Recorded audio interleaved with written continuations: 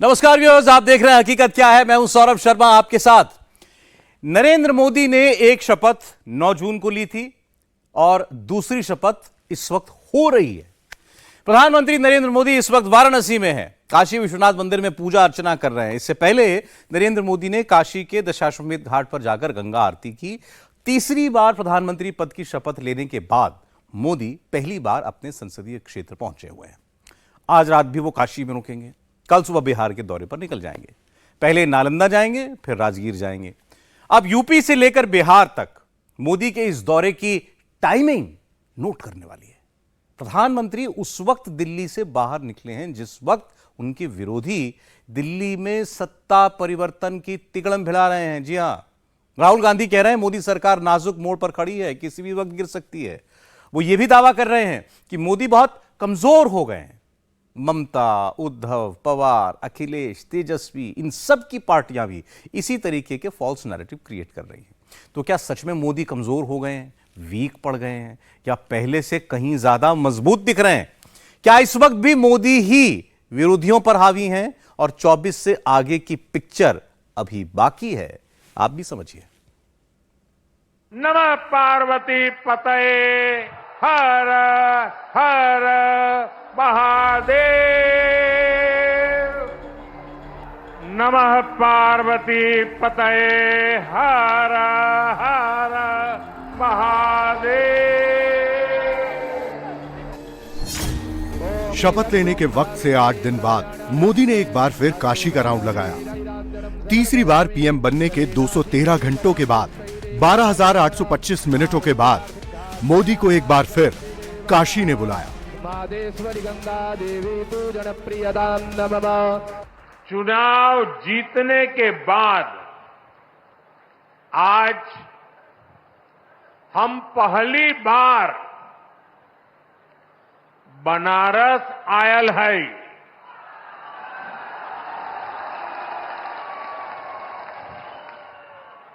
काशी के जनता जनार्दन के हमार प्रणाम। काशी वासियों के असीम स्नेह से मुझे तीसरी बार देश का प्रधान सेवक बनने का सौभाग्य मिला है। काशी के लोगों ने मुझे लगातार तीसरी बार अपना प्रतिनिधि चुनकर धन्य कर दिया है।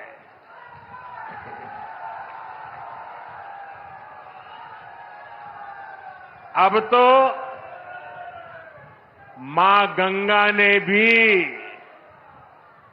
जैसे मुझे गोद ले लिया है, मैं यहीं का हो गया हूं। मोदी अपने वोटर्स के बीच पहुंचे। देश के 9 करोड़ से ज्यादा अन्नदाताओं के लिए 20,000 करोड़ रुपए से ज्यादा का गिफ्ट लेकर पहुंचे। लेकिन मोदी के काशी पहुंचने से पहले ही 2024 चुनाव पर ऐसी कौन सी रिपोर्ट आई जिसने मोदी का जोश कर दिया हाई? विरोधी खेमे में खौफ हो गया हाई। मोदी ने खुद कौन सी बात बताई? क्या प्रधानमंत्री के पास भी कोई इंटरनल रिपोर्ट आई? काशी ने मोदी को तीसरी बार सांसद बनाया, मगर अब की बार मोदी ने कुछ नया बताया। क्या क्या बताया? फुल डिटेल आगे देंगे। कांग्रेस के पास राहुल हैं, आरजेडी के पास तेजस्वी, टीएमसी के पास ममता हैं, सपा के पास अखिलेश हैं, शिवसेना यूबीटी के पास उद्धव हैं, डीएमके के पास स्टालिन हैं। हर पार्टी के पास कोई ना कोई स्टार चेहरा है, मगर इन सारे चेहरों पर हावी नरेंद्र मोदी ही हैं। देश की सियासत में इस वक्त भी सबसे बड़े ब्रांड नरेंद्र मोदी ही हैं। वही मोदी जो लगातार तीसरी बार देश के प्रधानमंत्री बने, हैट्रिक बनाई, सरकार बनाई। वही ब्रांड मोदी जिन्हें राहुल दिन रात टारगेट करते हैं। विदेशी अखबारों में दिए गए अपने इंटरव्यू में 24 के नतीजों को हिंदुस्तान की सियासत में टेक्टोनिक शिफ्ट बताते हैं। ये फैलाते हैं कि 24 के चुनाव में वोटर्स ने मोदी को घायल कर दिया। ये चिपकाते हैं कि मोदी में अब वो बात नहीं रही, मोदी कमजोर पड़ गए हैं। तो क्या सच में ऐसा ही है? क्या मोदी पहले की तरह मजबूत नहीं रहे या राहुल हवाई दावे कर रहे हैं? अब यह सिर्फ संयोग नहीं हो सकता कि जिस दिन मोदी वाराणसी पहुंचते हैं उसी दिन एक विदेशी अखबार में राहुल गांधी का इंटरव्यू छपता है। उस इंटरव्यू में राहुल कहते हैं मोदी के पास जो संख्या है वो बहुत नाजुक है और जरा सी गड़बड़ी से सरकार गिर सकती है। सिर्फ एक सहयोगी इधर से उधर होना है, क्योंकि 2014 और 2019 में नरेंद्र मोदी के लिए जो काम आया अब वो काम नहीं कर रहा है। मोदी के विचार और मोदी की छवि नष्ट हो गई है। बीजेपी का मूल ढांचा ध्वस्त हो गया है। यह बात तो साफ है कि राहुल इस वक्त भी स्वीकार नहीं कर पा रहे हैं कि वो 24 का चुनाव हार गए हैं। मोदी की ही जीत हुई है, सरकार भी इंडी की नहीं एनडीए की ही बनी है। दरअसल राहुल मोदी की जीत पर सवालिया निशान खड़े कर पॉलिटिकल माइलेज लेना चाहते हैं, लेकिन नंबर्स तो कुछ और ही कहते हैं। फैक्ट यह है कि 2024 के चुनाव में पीएम की रेस में 41% लोगों की पसंद मोदी ही थे। राहुल को चाहने वालों की संख्या सिर्फ 27% थी। 24 के लिए कांग्रेस और दूसरे दलों ने मिलकर एक अलायंस बनाया, सारे बड़े चेहरों को पास बुलाया, अपने में जोड़ा। बावजूद इसके एक अकेले मोदी इन सब पर भारी पड़ गए।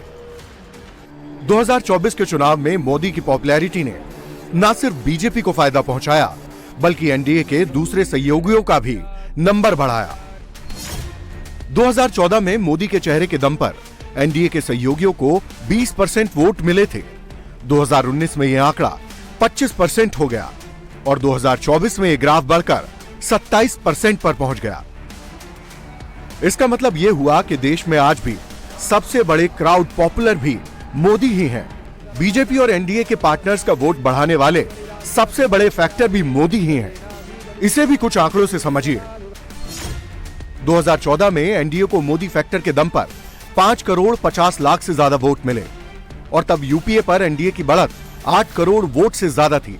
इसका मतलब यह हुआ कि 2014 में एनडीए की लीड में 63% वोट बढ़ाने की वजह अकेले नरेंद्र मोदी थे। 2019 के चुनाव में एनडीए को मोदी फैक्टर की बदौलत 8 करोड़ से ज्यादा वोट मिले और तब विरोधियों पर एनडीए की लीड 11 करोड़ वोट थी। यानी तब एनडीए के विनिंग मार्जिन में 77% का योगदान मोदी फैक्टर का था। और अब की बार मोदी फैक्टर की बदौलत एनडीए ने 7 करोड़ से ज्यादा वोट बटोरे, जबकि इंडिया अलायंस पर एनडीए की लीड 2 करोड़ के आसपास थी। यानी यहां भी मोदी फैक्टर की बदौलत ही एनडीए की टैली बढ़ी। हर हर महादेव। इसका सीधा सा मतलब यह है कि 2024 के चुनाव में एनडीए की 292 सीट और बीजेपी की 240 सीट के पीछे की सबसे बड़ी वजह मोदी ही है। अगर मोदी ना होते तो शायद एनडीए के लिए दिक्कत हो सकती थी, लेकिन मोदी मैजिक ने ऐसा होने नहीं दिया। नतीजा देश के सामने है। ये बनारस के लोगों के लिए भी गर्व की बात है। काशी के लोगों ने तो सिर्फ एमपी नहीं बल्कि तीसरी बार पीएम भी चुना है। इसलिए आप लोगों को तो डबल बधाई। साथियों, इस चुनाव में देश के लोगों ने जो जनादेश दिया है वो वाकई अभूतपूर्व है। इस जनादेश ने एक नया इतिहास रचा है। दुनिया के लोकतांत्रिक देशों में ऐसा बहुत कम ही देखा गया है कि कोई चुनी हुई सरकार लगातार तीसरी बार वापसी करे। लेकिन इस बार भारत की जनता ने ये भी करके दिखाया है। ऐसा भारत में 60 साल पहले हुआ था। तब से भारत में किसी सरकार ने इस तरह हैट्रिक नहीं लगाई थी। आपने ये सौभाग्य हमें दिया, अपने सेवक मोदी को दिया। भारत जैसे देश में जहां युवा आकांक्षा इतनी बड़ी है, जहां जनता के अथाह सपने हैं, वहां लोग अगर किसी सरकार को 10 साल के काम के बाद फिर सेवा का अवसर देते हैं तो ये बहुत बड़ी विक्ट्री है, बहुत बड़ा विजय है और बहुत बड़ा विश्वास है। आपका ये विश्वास मेरी बहुत बड़ी पूंजी है। आपका ये विश्वास मुझे लगातार आपकी सेवा के लिए, देश को नई ऊंचाई पर पहुंचाने के लिए कड़ी मेहनत करने की प्रेरणा देता है। मैं दिन रात ऐसे ही मेहनत करूंगा आपके सपनों को पूरा करने के लिए, आपके संकल्पों को पूरा करने के लिए मैं हर प्रयास करूंगा। यानी राहुल जो भी क्लेम कर लें, सच तो यही है कि ब्रांड मोदी ही बीजेपी को बाकी सभी पार्टियों से अलग करता है और ब्रांड मोदी के ही दम पर बीजेपी की सीटें भी बढ़ती हैं, एनडीए की टैली भी बढ़ती है। वैसे नतीजा आए हुए 14 दिन से ज्यादा बीत गए। देश में मोदी की लीडरशिप में एनडीए की सरकार बन गई, लेकिन विपक्ष इस वक्त भी तरह तरह के हथकंडे अपना रहा है। वो अभी भी एग्जिट पोल के नंबर्स में स्कैम ढूंढ रहा है। बैनर पोस्टर लेकर कभी सेबी के दफ्तर के बाहर तो कभी किसी और लोकेशन पर शोर शराबा कर रहा है। विपक्ष 9 जून के बाद से ही हर घंटे एक ही टेप बजा रहा है कि मोदी के पास नंबर नहीं है, मोदी को प्रधानमंत्री पद पर बने रहने का हक नहीं है। इस तरह की स्क्रिप्ट लिख लिख कर मोदी को लगातार टारगेट किया जा रहा है। तो हम लोग तो करेगा, अभी तो आंदोलन शुरू हुआ, ये तो अभी beginning of the beginning. Sir आरोप क्या है आपके? आरोप क्या है? सेविकों को इन्वेस्टिगेट करना होगा और मोदी और अमित शाह के लिए शेयर में जो स्कैम हुआ है, पेटा में नहीं, रेसिडुअरी पावर्स है, इन्वेस्टिगेशन करना होगा। देश भर का युवा, बेटियां, किसान चाहते हैं कि ये सरकार के पद से हटे और विपक्ष के पद पे रहे, क्योंकि जनता इस सरकार के खिलाफ खड़ी है। जो सरकार जबरिया मैनिपुलेटेड मेजॉरिटी, जिसमें उसने मीडिया का दुरुपयोग किया, जिसने उसने सरकारी संस्था का दुरुपयोग किया, जिसमें इलेक्शन कमीशन के ऊपर तरह तरह के सवाल उठे, और अब जब अनेक सीटों पर कम मार्जिन से भारतीय जनता पार्टी की विजय हुई है, तो इस तरीके से बीजेपी की पोल खुल रही है। इसीलिए भारतीय जनता पार्टी की इस मेजॉरिटी को इतिहास मैनिपुलेटेड मेजॉरिटी के नाम से कहेगा। 24 में देश की जनता ने एक मजबूत नेतृत्व को चुना। मोदी के रूप में एक स्ट्रॉन्ग लीडर को तीसरी बार देश की कमान सौंपी, और ये बात अभी भी इंडिया अलायंस वालों को पच नहीं रही है। मोदी के काशी पहुंचने से पहले ही प्रधानमंत्री के खिलाफ हेट प्रोपेगेंडा शुरू हो जाता है। कांग्रेस के नेता कैमरे पर आकर अपने मन मुताबिक मनोहर कहानियां सुनाने लगते हैं। बनारस के लोगों ने, बनारस के खास करके धर्माचार्यों ने, खास करके बनारस के जो यहाँ हमारे धर्म को कर दिखाने वाले लोग हैं, वो सब लोग मोदी से मुंह मोड़ चुके हैं। मोदी जी के लिए मन में किसी के मन में कोई भाव नहीं है, कोई भी उनके प्रति सम्मान नहीं रह गया। 14 दिन बीत गए, चुनाव का परिणाम आए हुए। शायद नाराज कि पहले चुनाव हार रहे थे, फिर बामुश्किल 1 लाख 1.5 लाख वोट से जीते हैं। तो 14 दिन बाद आए हैं, इस बीच में विदेश घूमते रहे, जहाँ जहाँ काम करते रहे, पर वाराणसी की फिक्र नहीं आई। चलिए अब बाबा विश्वनाथ के दर्शन कर लें, गंगा आरती कर लें। ये एक रस्मी परंपरा है कि जो चुनाव जीतता है वो आता है धन्यवाद देने के लिए। विलंब से आ रहे हैं पर आ तो रहे। ईवीएम को लेकर भी फेक न्यूज के मार्केट में इंडिया अलायंस वाले आज भी तरह तरह के प्रपंच फैला रहे हैं। कभी फोन में ईवीएम का कनेक्शन ढूंढ रहे हैं, कभी कोई दूसरा झूठ परोस रहे हैं, और ये फर्जीवाड़ा हर मोदी विरोधी पॉलिटिकल पार्टी की टॉप लीडरशिप और उसका इकोसिस्टम धड़ल्ले से कर रहा है। पार्लियामेंट्री मतलब वोटिंग ट्रस्ट पे होता है। उस ट्रस्ट में अगर कोई कमी आई है तो मैं बार बार कहता हूं कि आर्टिकल 324 के तहत संविधान निर्माताओं ने चुनाव आयोग को बैलेट पेपर या ईवीएम का कस्टोडियन नहीं माना था, फ्री एंड फेयर इलेक्शन का कस्टोडियन माना था। तो उससे क्या संदेश मिलता है?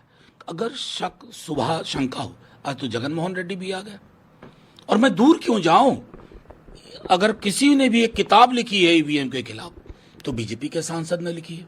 और प्रस्तावना किसने लिखी है? भूतपूर्व उप प्रधानमंत्री लाल कृष्ण आडवाणी जी। मेरा सिर्फ कहना है कि इन शंकाओं को दरकिनार करिए। ये शंकाएं लोकतंत्र की जो एक बेसिक जो उसकी संरचना होती है उसमें लोगों का शक उससे लोगों का शक पैदा करती है। मेरा सिर्फ इतना कहना है, ईवीएम को लेके अगर डाउट है तो वो खत्म होना चाहिए ना। ये सब लोगों को कंफ्यूज करने के लिए नीति है, क्योंकि इलेक्शन में वो नहीं जीत सके। इलेक्शन में मोदी साहब फिर से भारत के पंतप्रधान बन गए हैं, इसलिए उनको डर रहा है कि आगे चल के हर जगह पे वो हार जाएंगे, क्योंकि जो उन्होंने जो तुष्टीकरण की नीति अपनाई थी उस पे वो समाज भी अभी कंफ्यूज है कि कहीं हमारा यूज करके ये लोगों ने खुद जीतने की कोशिश की और हमको एक्सपोज कर दिया, तो कल जाके ये लोग भी उनको वोट नहीं करने वाले। सोचने वाली बात यह है कि जिस ईवीएम ने कांग्रेस को 99 सीटें दिलाई, जिस ईवीएम की बदौलत इंडिया अलायंस को 235 सीटें आईं, और जीती हुई इन्हीं सीटों को जिस तरह इंडी गुट मोदी को हार और अपनी विक्ट्री बता रहा है, वो इकोसिस्टम फिर भी ईवीएम ईवीएम चिल्ला रहा है। दरअसल मोदी विरोधी गुट की दिक्कत ईवीएम नहीं, उनकी दिक्कत मोदी है, और मोदी से 24 में मिली हार का बदला लेने के लिए वो किसी भी हद तक जा सकते हैं।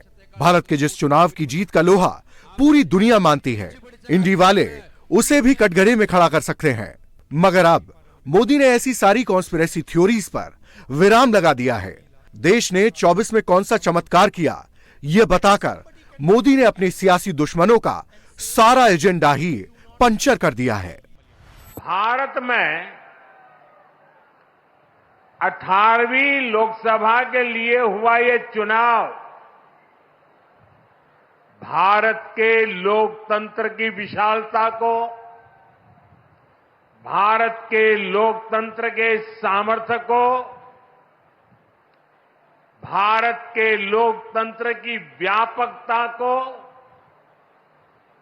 भारत के लोकतंत्र की जड़ों की गहराई को दुनिया के सामने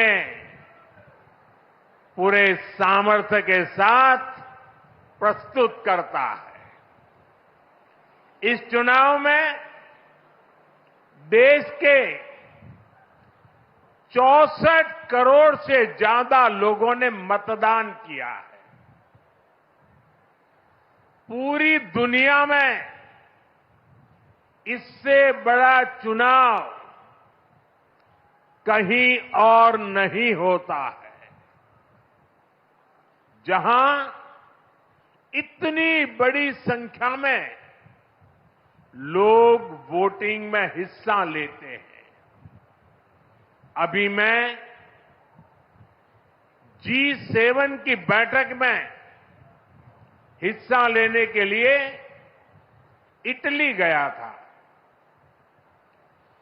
G7 के सारे देशों के सारे मतदाताओं को मिला दे तो भी भारत के वोटर्स की संख्या उनसे 1.5 गुना ज्यादा है। यूरोप के तमाम देशों को जोड़ दें, यूरोपियन यूनियन के सारे मतदाताओं को जोड़ दें, तो भी भारत के वोटर्स की संख्या उनसे 2.5 गुना ज्यादा है। इस चुनाव में 31 करोड़ से ज्यादा महिलाओं ने हिस्सा लिया है। ये एक देश में महिला वोटर्स की संख्या के हिसाब से पूरी दुनिया में सबसे ज्यादा है। ये संख्या अमेरिका की पूरी आबादी के आसपास है। भारत के लोकतंत्र की यही खूबसूरती, यही ताकत पूरी दुनिया को आकर्षित भी करती है, प्रभावित भी करती है।